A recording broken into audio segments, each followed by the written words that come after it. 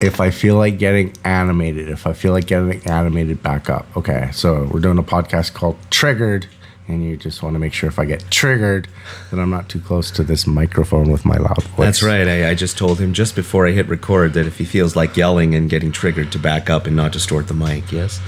Hi, everybody. I'm Jeremy Silver. I'm Jared Bosch. And this is Triggered. He's triggered. Anyway. I'm very easily triggered. This is our second run at this. We did a video a couple of weeks ago. And you're the calm, cool, collected one 9 times out of 10. Takes me a second to catch my breath and calm down. And what we talked about triggered me immensely. It was important stuff. So I'm actually grateful for this already because of your answers. And just going home and thinking about, we had trouble uploading it, and I'm grateful for that because that made me think about it and watch it. And I said some things that I've reconsidered, and I suppose we should dive right into it. You said to dive right into it. Top of your mind right now is the whole trans issue in schools. Yeah. Why is it top of your mind right now? It's just something that's I think it's still escalating, right? It's not an issue that's plateaued. I mean, people have been complaining about the government for 100 years, and it seems like there's always new complaints about the government, but it's consistent. But it's one thing that's really new in our society, I think, over the last 10 years. And has dramatically skyrocketed in the public, and has become very front and center is the transgender movement and the LGBTQ plus movement over the last 10 years. And it's I think for our society it's something very new, and it's something very front and center. So it's not something that's been around for a very long time, which makes it unique. I don't know if it's not been around a long time. We're just getting to hear about it. In fact, I think we're getting to hear the distorted views about it. In general, I think the trans community just wants to live a normal life. The majority. They don't want a spotlight on them. I think there's a couple different issues here, and I think those two different issues can be split up and then kind of dealt. If they were dealt upon separately, we'd make a lot more ground instead of fighting everybody or each other. And I mean you got the transgender issue in schools, and things like pride parades here in Medicine Hat. I think a school just had a pride parade designed aimed for 4 or 5-year-olds. So on one hand, we got what's angering people and triggering people, and concerned parents want to know what's going on in the schools, what their kids are being taught. So that's one issue. I think the other issue is the whole drag queen entertainment, what you want to call education or entertainment in our schools. So I think you need to split those two things apart right there. I think they're very different issues. And I'll say my opinion right off the bat. I don't think there needs to be drag queens in schools. End of story. I think I can draw a line in verbally. I'm not 100% sure where my line is with everything, but putting aside anything transgender, LGBTQ plus, drag queen, because in the past those were different things, and now they've all merged into one. That's part of the problem. Yes, and I think that we can all agree that we don't like our children being exposed to inappropriate things. We just all disagree on what is inappropriate. Okay, men dressing up as women with sexually explicit clothing, maneuvers, body gestures, grinding, twerking against on little kids is disgusting. You've triggered me actually already. All those examples, I agree. Okay, good. That you just gave. So, this is why me and you love each other, because we are so fundamentally different in some beliefs. You think like a lawyer. You think it's okay to lie in certain situations. Lawyer's kid. I'm throwing you under the bus with that statement. That's in okay. This conversation, in this context. I do think white lies are okay, yeah. But, okay, so that can be a whole different trigger. Okay. But you make me think differently, and this appropriateness, that's what I'm trying to say. It's not appropriate at all. We don't need our children, and I don't have kids. I'll put that out there. This concerns me because it's what children are being taught. End of story. kids that are going to grow up and be taking care of people like me and you in the future. So we all have a right to be concerned with this. And bottom line, a drag queen is a sexual thing. You know, I can be argued with, and I know we're going to trigger people, and we just want to open up conversation. We just want to learn with people. That's the whole point of doing this podcast. I have a habit of trying to be right in life, and I understand that, and that's why we're redoing this episode, because I was trying to be right in the last one, and I don't want to be right. I just want to understand, and I don't understand how anybody, especially a parent, you sent me a picture of a drag show for babies. Yeah. And it was just what I'm saying. It was a man dressed up as a woman, heavy makeup, very explicit clothing. Lingerie, I believe. Yeah, and in front of a room of parents and little babies on the floor. I mean, come on. So here's the thing, though, is that when I saw it, thanks to my Facebook algorithms or whatever, because Jared and I have talked about this, it... you know, I got bombarded with it for a few days and all the random posts people were making. And, you know, I actually don't feel as strongly about drag queens in children's environments as long as it's appropriate. That's an oxymoron of a statement. Exactly. There's no such thing as an appropriate. Do you know what the origination is? You know, I've debated in future shows using clips. Yeah. Because we wanted to just talk and not get too complicated right now. But there's clips of drag queens on YouTube saying, "Why would you let your children watch a drag queen?" It's a sexual thing. So end of story. That, to me, that's the end of the story. You go to a bar for a drag queen show. Why you go to a bar? Because you got to be 18 to get into that bar, and you got to show a little card that says, "Listen, I'm 18 years old," or wherever legal age. But that little card says you're an adult. Okay, but Jared, that picture I sent you. Yeah. See, you missed. You see, you were looking at the guy in drag and lingerie. That's what the show's about, yes, Jeremy. Yes, and you were looking at the bunch of babies staring at the man dressed in drag inappropriately, which I agree, from my perspective, was inappropriate. What I saw was 6 or 7 mothers sitting there, clapping their hands and enjoying themselves, who did not feel it was inappropriate. Then they're wrong. Babies. That's my next question. No, that's the next question. How can any parent take their child into that sexualized environment? Because they don't feel it's sexualized. Then okay, and that's the problem. But that's their right as a parent, and that's their perspective. Okay, I'll mix a little bit here. Well, how about on certain YouTube videos, if you look for the right ones, you can find children chant, and I mean 5-year-olds. Keep talking. I'm going to look at the picture. Black Lives Matter. Like, where's the line? I feel like I got to kill time while you stare at your phone. It's not appropriate. Like I was ranting, I suppose, but you show your ID because you're an adult. You're a consenting adult. Yeah, let everybody. Yeah, that's the image he's talking about. Yeah, how can you think that's appropriate in any way, shape, or form? You don't want to walk up to those parents. Yeah, but okay. Okay, so what's triggering me is you're saying, Jared, live with it. There's nothing you can do. No, I'm okay. Saying, So what's your solution? I'm saying that that's one example of somebody being inappropriate.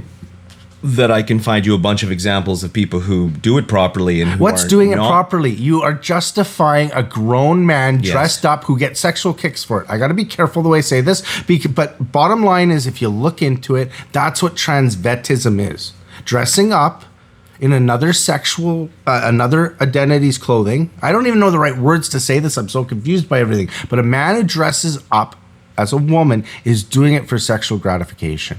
There are sexual kicks there. It builds up. End of story. I mean, that's just the end of story. And that's why people are triggered. That's why people are getting upset, because a 4 or 5-year-old doesn't need to know what gender identity is or why there's a man dressed up in front of them twerking. I mean, there's shows on the internet with little kids putting money, like they're at a stripper. Jeremy has the ability to draw a line, and that's what's upsetting me. I don't know how any parent, and it bothers me. I guess I don't know what to do with it, not what to do with it because I'm triggered.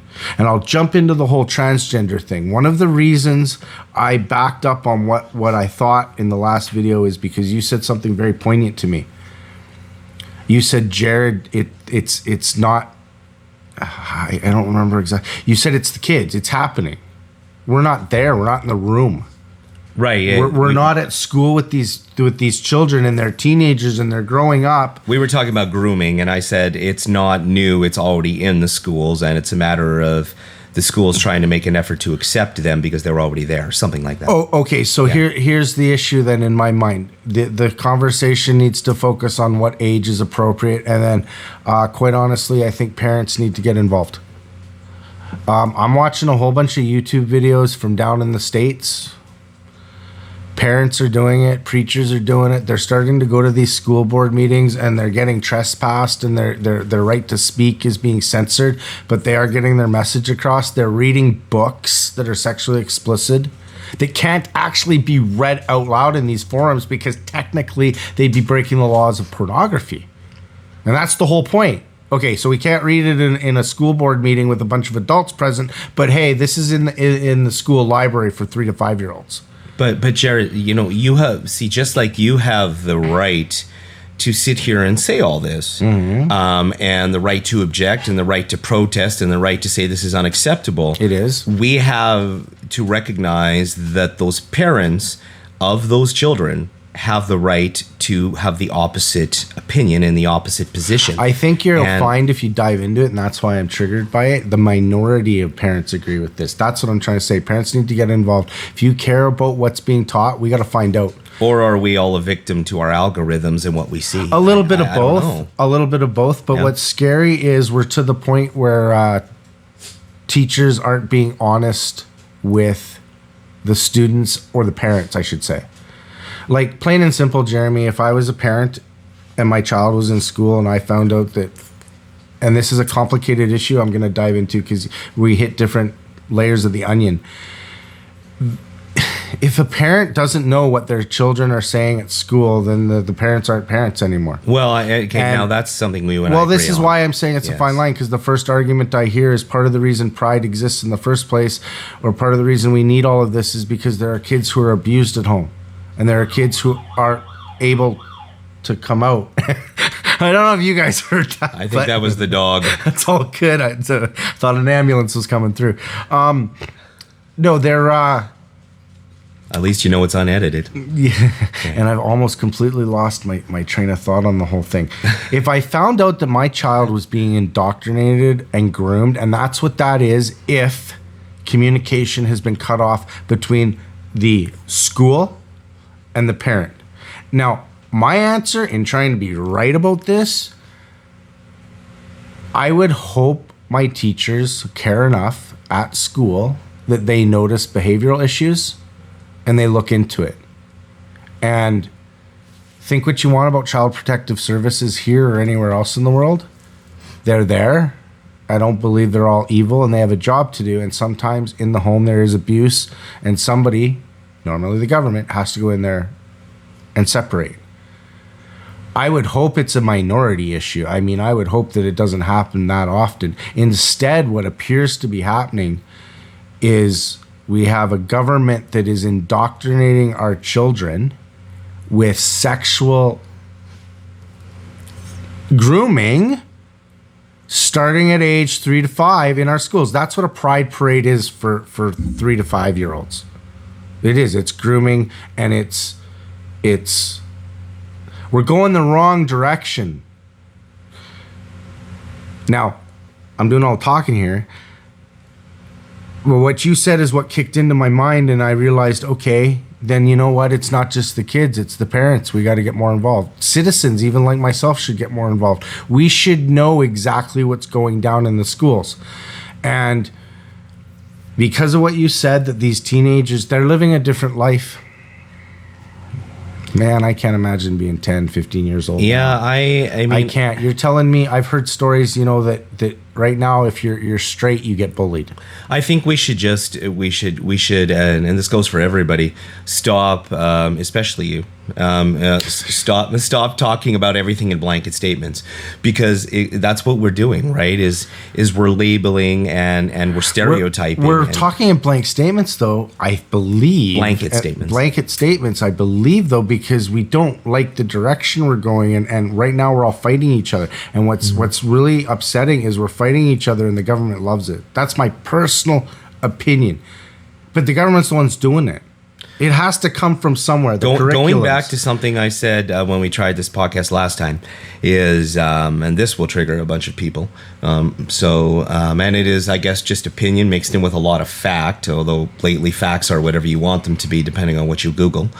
The LGBTQ plus community has been significantly integrated into the autistic community, and there's huge amounts of people now on the autism spectrum, or the other way around, LGBTQ plus who have been diagnosed with autism, or autistic people who recognize they're autistic and who are already on part of the LGBTQ plus community. So they really seem to be kind of becoming one, and probably always were, from my opinion and my experience, personally. And I think the community has always been there. Anybody who has interactions with people who are diagnosed with autism, and I'm speaking from personal experience because my children are on the spectrum, know that people who have autism generally are brilliant, they're creative. Statistically, they have perfect pitch. They're fabulous singers. They're scientists. They're doctors. And they really suck at understanding social behavior and getting along with everybody. So not sorry I said that. If you're on the spectrum, you disagree, I'm sure you're going to, in my experience, rip my face off like a lot of the people who disagree. But I think that community has always wanted to fit in and doesn't do it so well, which is one of the definable characteristics of being on the autism spectrum. I'm going to be brave. And this is part of that, of them fitting in. They've created their own community. Okay. So my segue to try to maybe close this one off and segue into something else to talk about, and at the same time draw a conclusion. We're always hoping for some sort of positive feedback with what we talk about, right? That's the point is triggered because it upsets us or people are talking about it, but that's the point, to talk about it and figure out resolutions. So here's what I'm going to say to what you just said. I would agree. Now here's the interesting thing. I'm going to be bold, but careful with what I say. Da, da, da. Even if you're autistic, if you're 6 years old, at school is not the time. At 6 years old, the school isn't where you need to watch a man dress up as a woman and do whatever. You don't need pride flags anywhere on the walls. You don't need any political messages or videos being told to you by your teachers at 6 years old. You don't. You know what you need to be? A boy or girl. And if you have autism, I would hope that everything I just said about a teacher, a caregiver that is well aware of their students and habits, and I was in sales, body language. If you're in tune with what you're doing, you can read these things. So I agree with you on that perspective, Jeremy. The point of the matter is what's appropriate to be taught in our schools by strangers and when.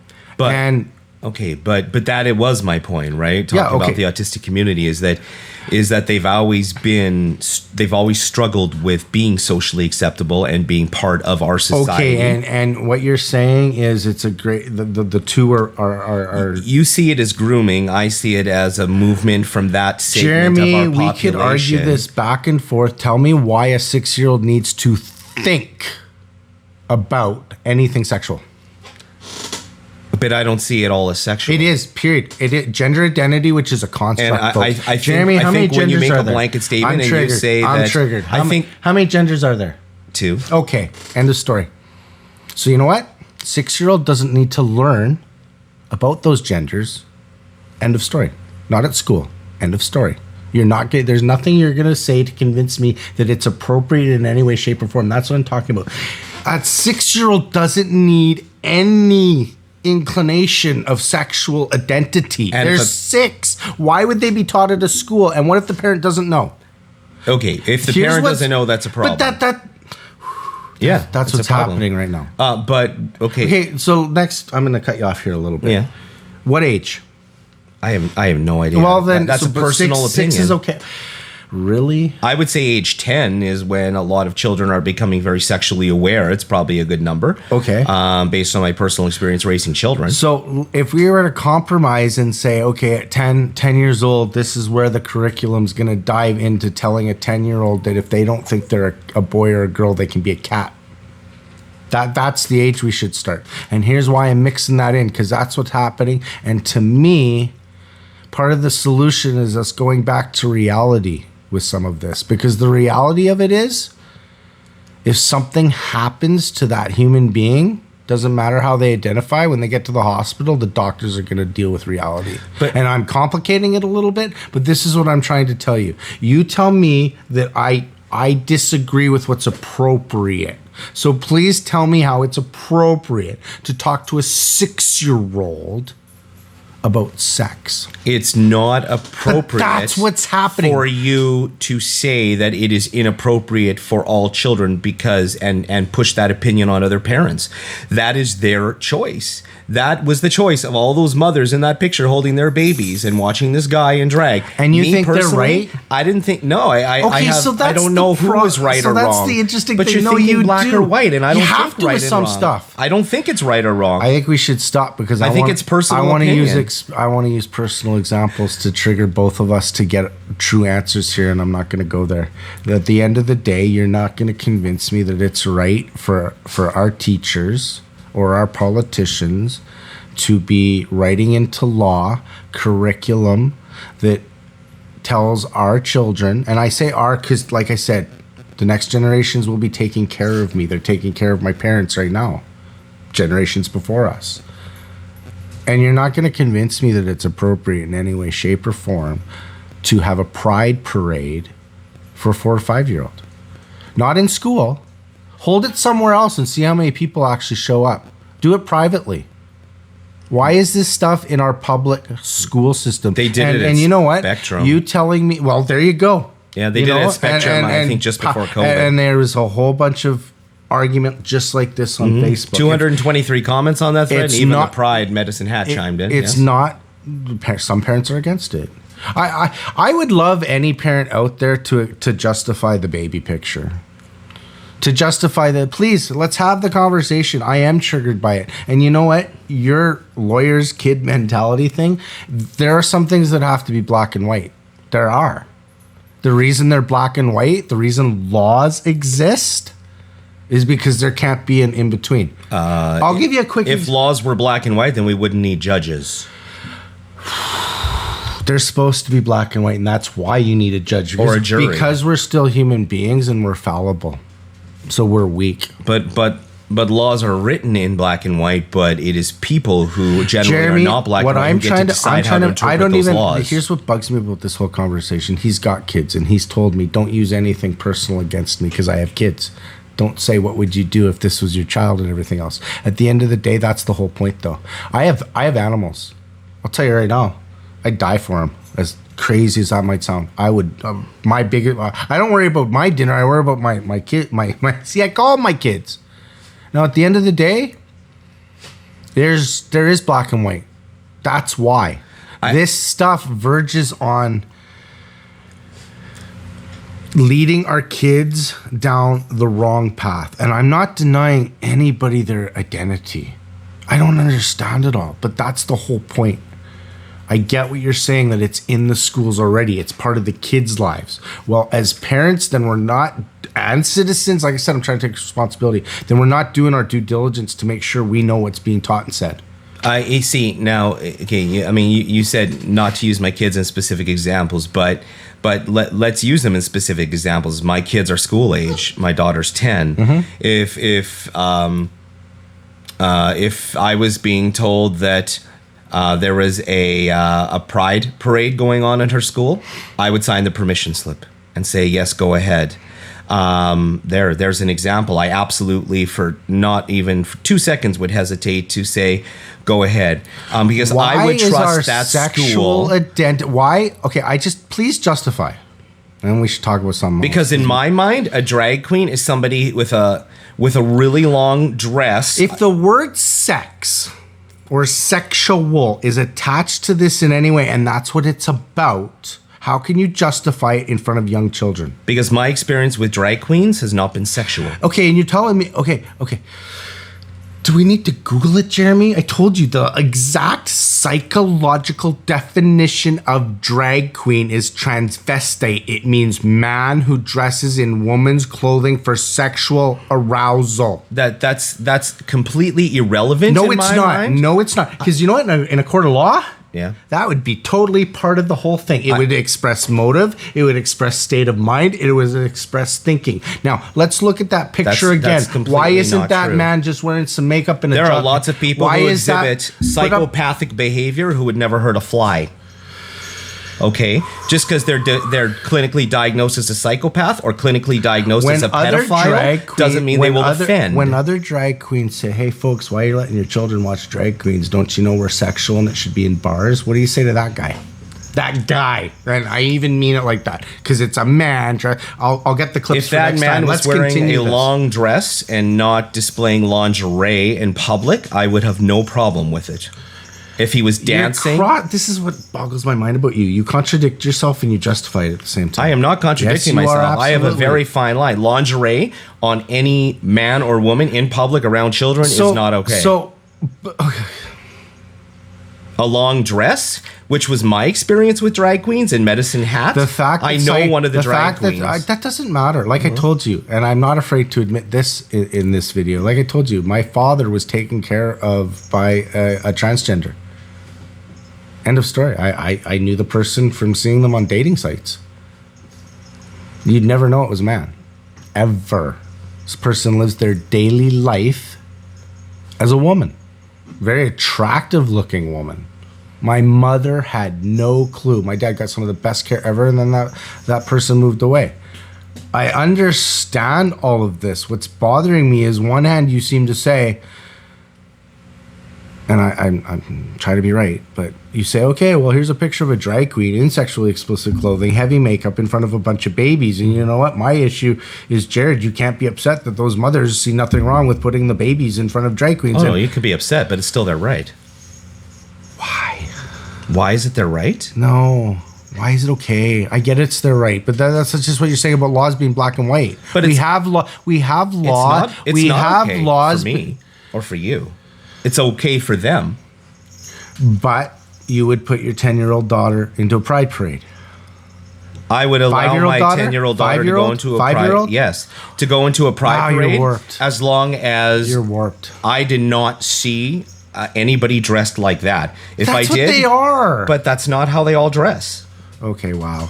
Okay, so and then that's not how they all are. There's I don't know, in the city there's a few thousand people who are part of the LGBTQ plus, maybe 15 or 20 drag queens, and you cannot tell me that all 15 or 20 drag queens go out there and put on a dress and go around kids so they can get sexually aroused. You don't have to believe that, but it's psychologically proven. That's the end of the story. Like I told you, you're Mr. Lawyer. If we were in a court of law, everything I'm saying would go against you. End of story. It's like married couples. Men walking around all day long staring. You know what the saying is?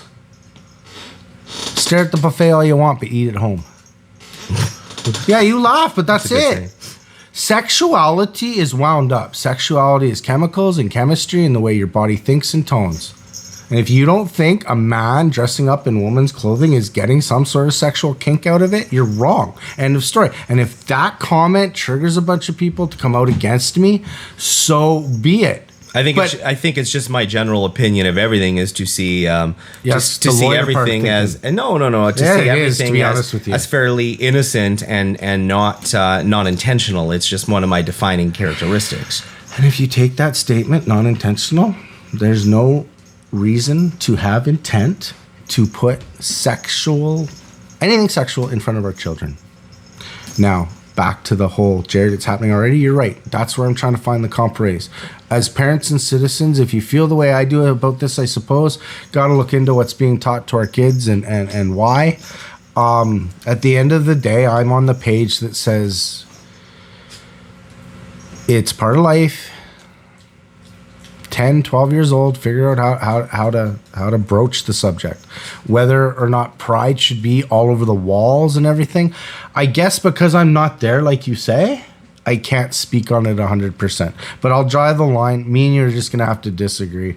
I think drag queen is psychologically sexual. End of story. I would hope our children don't have to be exposed to it. Our children should be thinking about anything else. I know a lot of people agree with you. A lot of people agree with me. So it's irrelevant. I mean, to find people who agree with us. But well, it's not irrelevant. That's why we're talking about it, because something is going to come of it. No. What I'm saying is that it's irrelevant how many people agree with you or me in the end. Because I want to be more than you. But the thing is that I think that a lot of people see it like Jared does as grooming and inappropriate and not okay. The way I see it is I see the whole left. You keep. I try to end it and you keep spinning it. It is grooming when a teacher doesn't tell a parent that their child at say 5 or 6 years old might want to be a girl, and then they transition. Yeah, that's grooming. You can't convince me otherwise. Well, in that example, I agree with you. So then don't tell me I'm wrong. I didn't say that's you were my wrong. Point. That's my but that's what you're justifying. What I think that's what's happening in schools. What I think is happening as an all-encompassing thing is that our society is pulling, or at least that segment of our society is pulling hard left. Okay, now and they're the woke movement. So, in my opinion. And I mean this all-encompassing, unless you're an extremist, and I highly doubt if you're an extremist, you're an extremist. I've called people extremists based on behaviors. You're the minority of the world. So, and so, I mean, I don't see any extremist any different than any terrorist, to be honest. So, sorry, not sorry, but that's how I see it.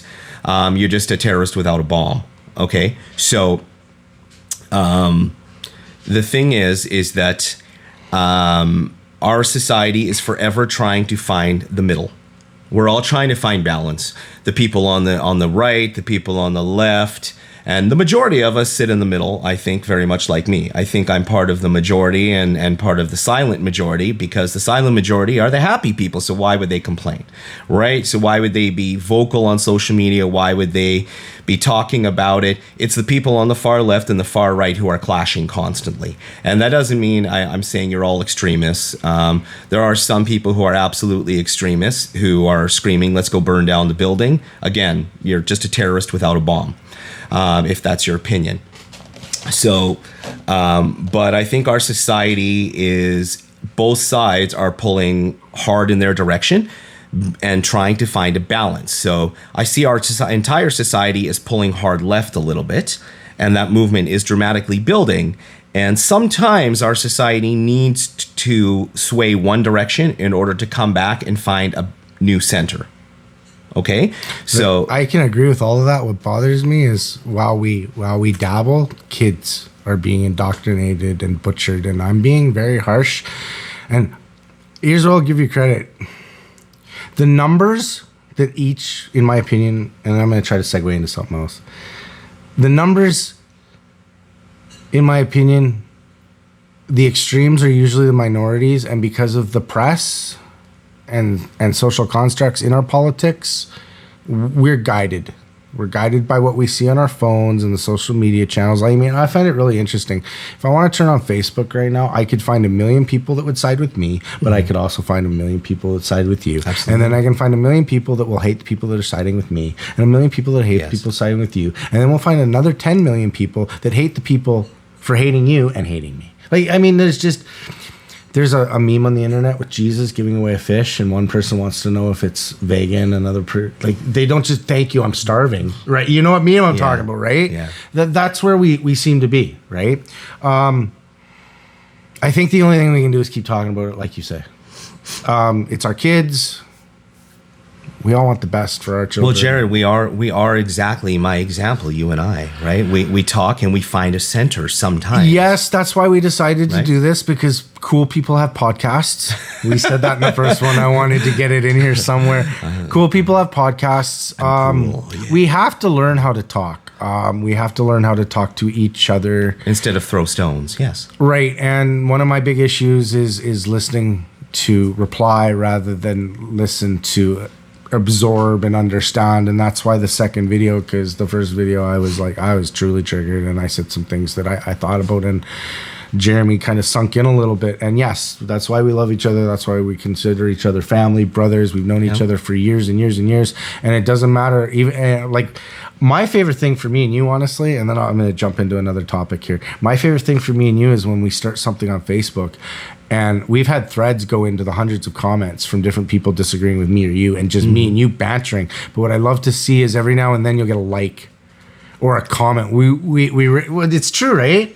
You find out that there's just this just diverse group of people, because your feed is much bigger than mine is. You've got a little bit of everything on your feed. They love attacking me when I go on there, and I'm ready for it. And he'll come on, and we'll just trade barbs. We're like enemies, and at the end of the day, we give each other a hug, and like, what's next? And You know what I love about those is that there's always going to be 5 or 6 people who follow both of you and I, who go on the thread, and they're like, you two have a very interesting friendship. That's right. That's right. Oh, you two are so cute They together. don't know what to make. Yeah, right. So let's segue into what the other thing we talked about, and we got to be careful, but not so careful. I'm kind of happy to be talking about this. I didn't know that I was going to bring it up again, but I am. And this is an exact example of what I'm talking about for people being triggered and being, as you tried to say, judge, jury, and executioner. Because I basically did a Google search and found out that a man in Medicine Hat back in 2017, there's a couple articles from Chat TV, if you Google them, man faced some sexual touching or sexual assault charges against children. He opened a business here. I caught wind of it because I saw one of his, I guess I have to say, alleged victims. Yeah. Interestingly enough, who claims that, everything was true and he was never found guilty. The charges were stayed or dropped, and me and you had a big conversation. 6 alleged victims. Okay, so Jeremy, real quick, talk about what it means if because I'm not as lawful. I don't know. Tell us what it means if charges are stayed or dropped. Okay, I mean, from what I understand, In a nutshell. I am not a lawyer, so if I'm wrong, then hey, correct me. Don't call me stupid. Educate me. Right. And be intelligent with your comments, or else I'll tell you to fuck off. So I don't think we swore until there. no, yeah, sorry, but Okay. Anyway, I don't mind being proven wrong. I learn something all the time. I just mind people flinging insults because they're stupid, and I don't like stupid comments. But when charges are stayed, generally what happens is they will look at the person and they will say, this person is generally not going to be a risk to reoffend. They show remorse for what they did. They acknowledge what they did was wrong. There's enough evidence to convict them and go after them, but they're not going to plead guilty. So a stay of charges is generally the Crown will talk to the other lawyer and to the judge and say, if we do not spend $500,000 in legal fees prosecuting this man, because there's probably enough evidence against him to convict him. However, a jury might find him innocent. There's always a chance it'll be for nothing. If you accept a stay of charges, which means that the charges are not permanently put on your record, they're put on hold, and you ever sneeze in the wrong direction of a child again, or misstep, or do anything, the charges will be brought back in. If you accept all these terms and conditions, the charges will not appear on your criminal record. Your life can go on as normal, and if you ever reoffend, you're screwed. And that's what a stay of charges is in many cases, where they will deem somebody as a non-risk to reoffend for the same crime because they had no previous criminal record. I don't know what other stipulations. Probably psychological evaluation would come in, I would hope. But that's what a stay of charges is essentially, from what I understand. Okay, so a little bit of context on the situation. So basically, this man who had charges back in 2017. That's all the internet said. That's just these two little articles from Chat TV. Now, the man opened up a business here recently, and one of his alleged victims posted to boycott that store for obvious reasons. I don't know why, but I saw the chamber endorsing the store, and it triggered me, and I put up a couple posts on the Roast and Toast and my own page and a couple Medicine Hat groups.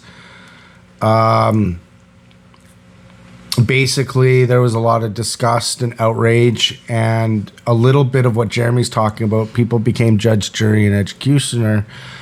I wouldn't back down because, to me, I just wanted to know what happened, and possibly what happened is what Jeremy just said. The guy was charged and then they stayed the charges. I don't know that, but here's what happened. The thread caught wind. Jeremy commented, defended him. He didn't defend him for what he'd possibly done. He just defended him for being... you defended his rights. I defended his rights as a Canadian. That's why me and you banter about the whole rights and we're all allowed to think what we want, and the line between what's breaking the law and what's not, what's offending people and what's not. So I made up enough of a buzz that word got back to this gentleman. There were hundreds of comments on my own page, and let me tell you, I didn't like the energy on my page. As weird as that might sound, it was. I don't block people. Lynch mobs are generally not very positive energy. Yeah, but it just what happened was the alleged victims and advocates of the person started to argue and gossip on my own page, and it's pretty big. There's a few different articles about this person's histories. Here's the point, though, and why I'm talking about it again. The store is for sale.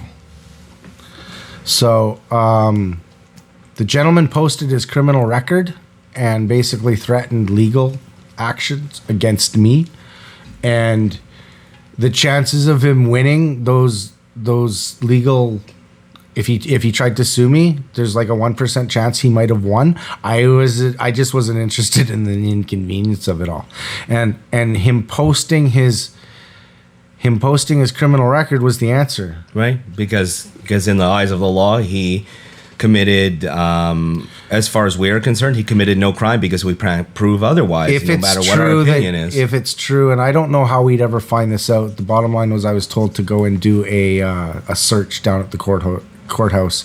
That's where the man actually put up his criminal record. That's what stopped me. Talked about it with Jeremy. Looked into it a little bit.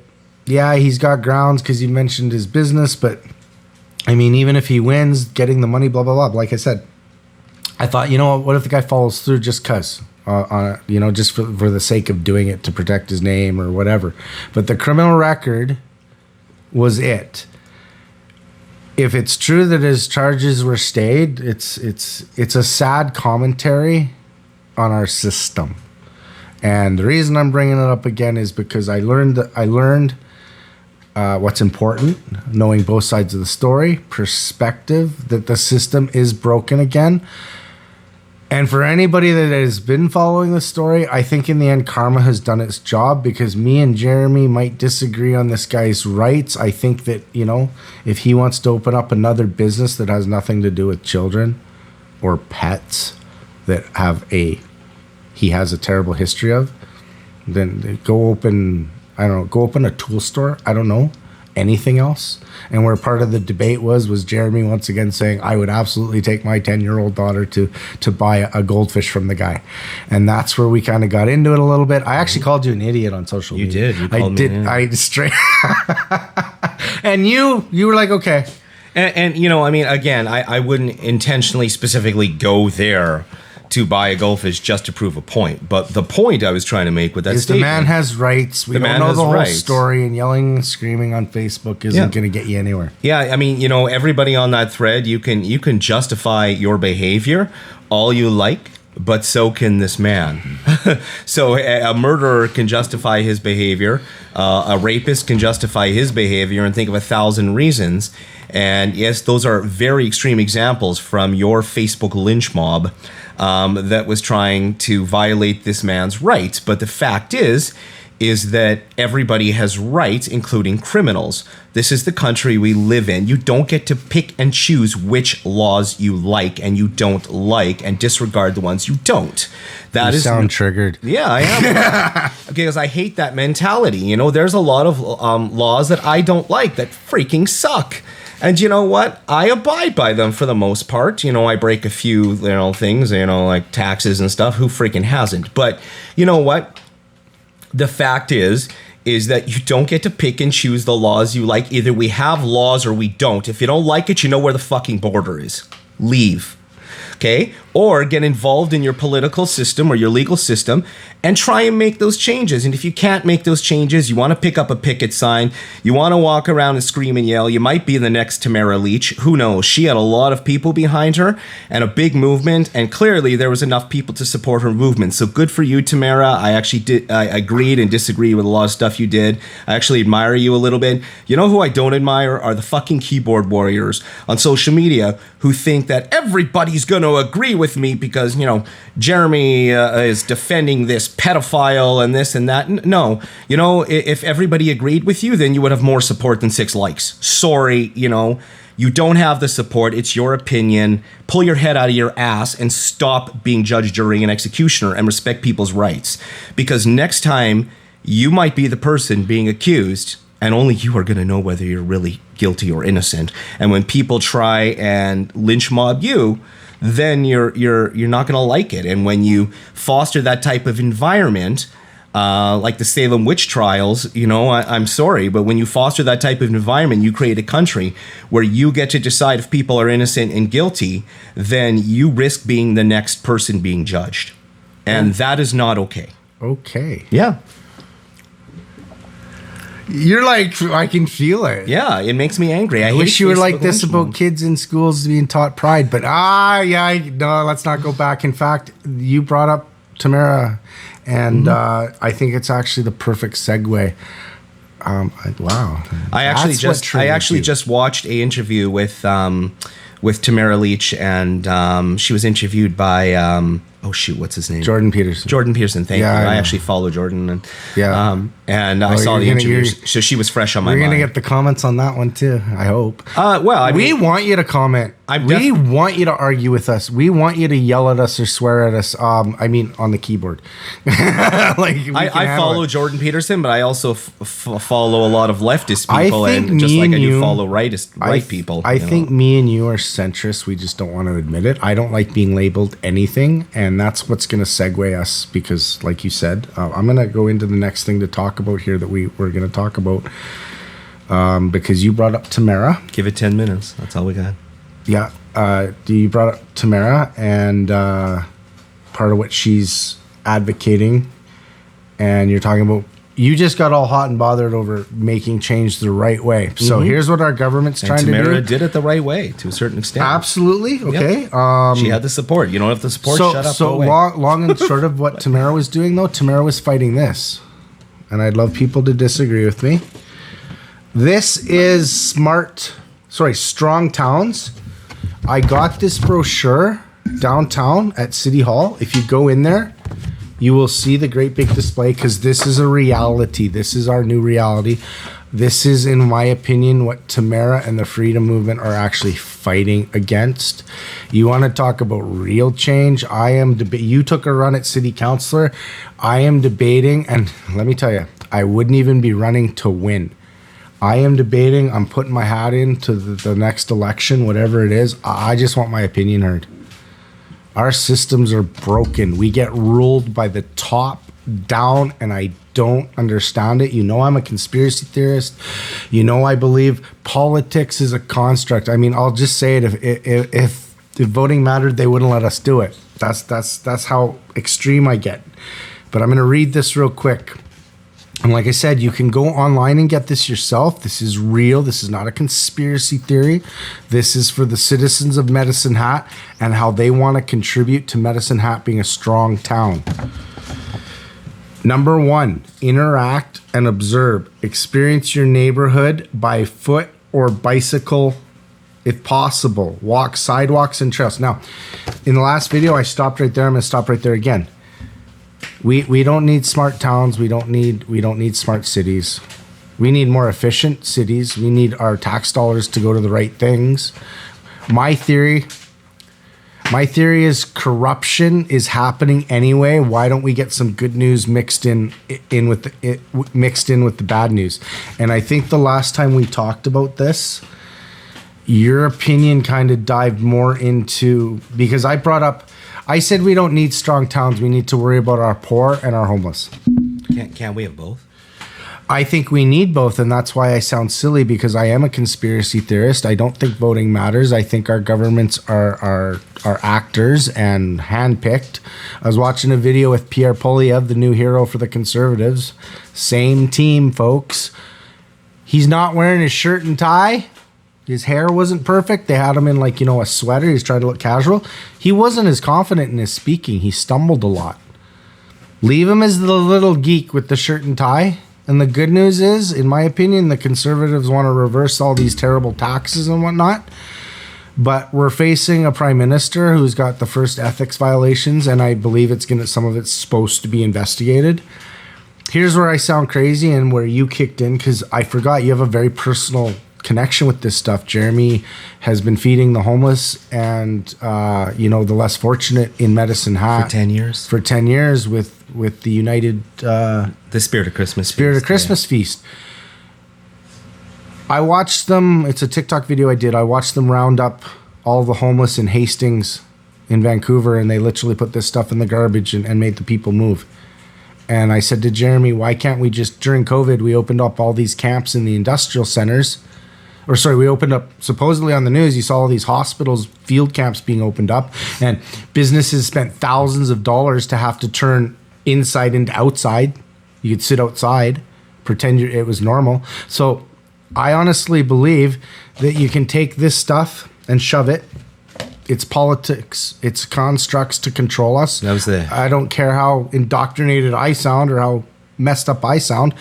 We need to focus on the less fortunate in our community and build the resources that they need. A few years ago, we were called the only city in Canada to not have homeless people, and some people laugh about that because they don't think it's true. We can drive down the streets. What that meant was, statistically, we have enough resources in Medicine Hat that there shouldn't be any homeless people. We have enough resources that we can pick up a person off the street, figure out where they need to go, and without complicating it too much, I think there's a bunch of laws that stop our law enforcement from doing that. Well, that was a beautiful vision that former Mayor Ted Cluxton had, who I got to know very, very well over the years. I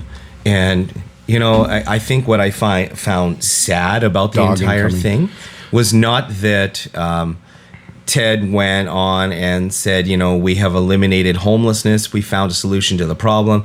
Maybe he chose his words properly, because it really, but the fact is the man had a vision, and it was a beautiful vision. And a lot of you basically just made fun of him for it. And said, oh, well, that's not realistic. Well, that's stupid. Well, he's just yanking his own chain. He's doing it for himself. I didn't give a shit about any of that. He had a beautiful vision, and he was trying to do something good in our society. And a lot of you trashed him and belittled him and tore him down for having this beautiful vision. And you actually think that's on him. No.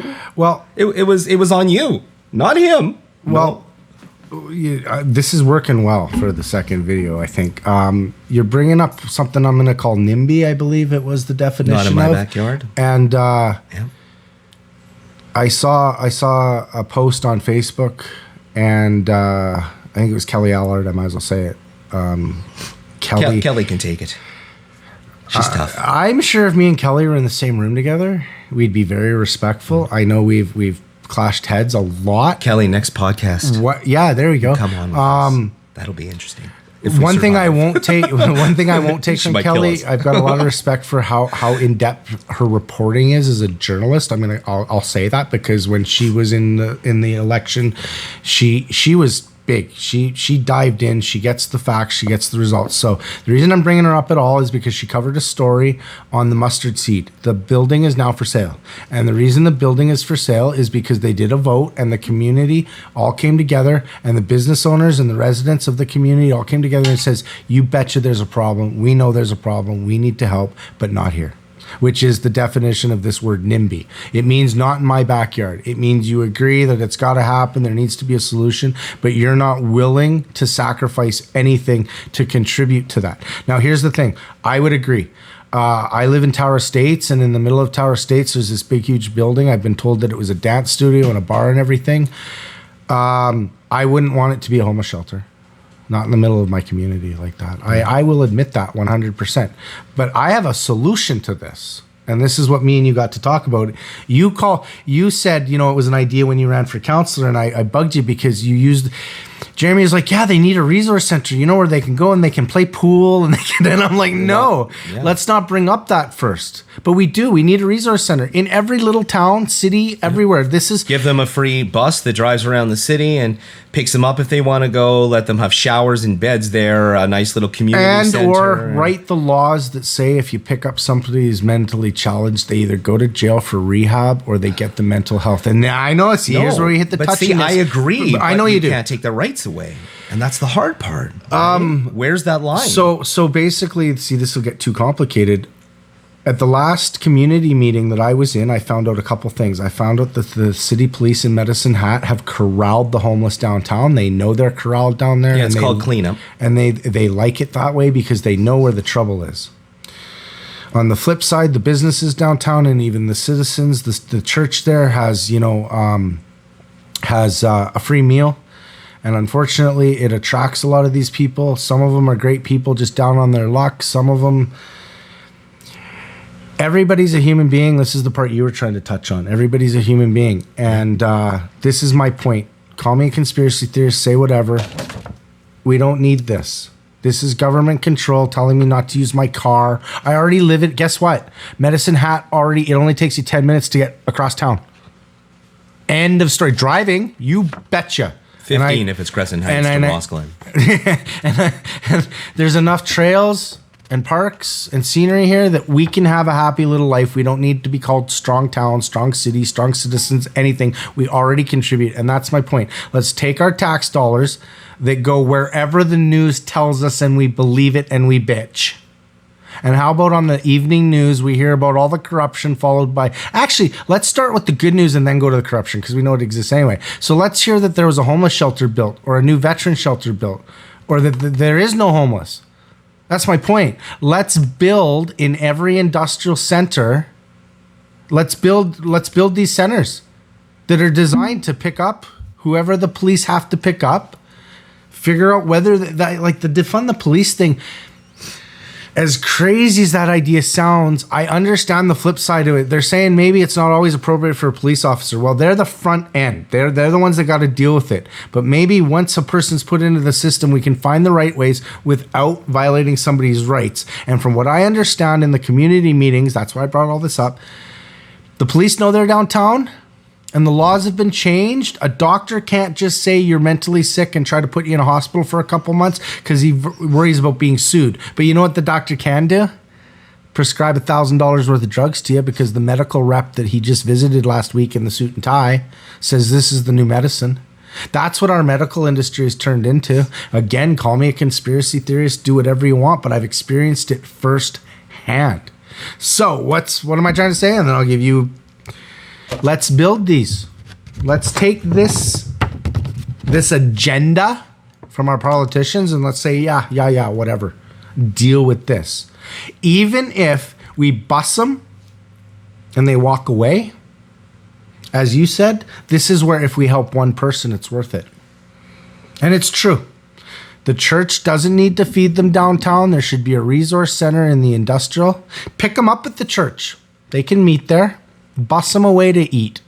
But yeah, give them a reason to want to go. Oh, hey, if there's pool tables, and yes, I'm being very sarcastic because I get what you're trying to say. You're still trying to say they're human beings, and I understand that. And that's actually what I'm trying to say. If I got to listen to corrupt politicians and budgets of money going to other countries and how messed up our system is. Like I said, why can't we have good news mixed with the bad?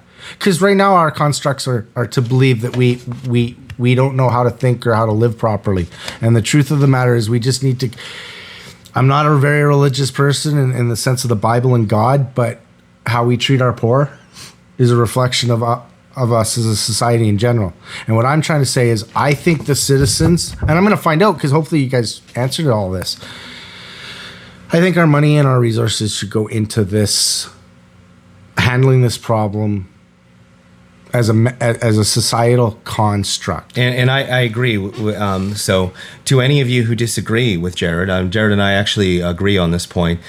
Before somebody starts screaming about all the money that our government and your tax dollars would spend creating a nice big building where you stick all the social services in there in the soup kitchen and there's beds and TVs and a little entertainment area for them to want to go to. Before you start complaining about all of that money that is going into it, somebody who is much smarter than I am, who's good with numbers, should sit down and see how much money goes into the extra police we need. Goes into the amount of property damage, the amount of cleanup from them defecating on sidewalks and the sides of buildings, because where are they going to go? A lot of the time, that's where they go because people don't want to let them in to use the bathroom.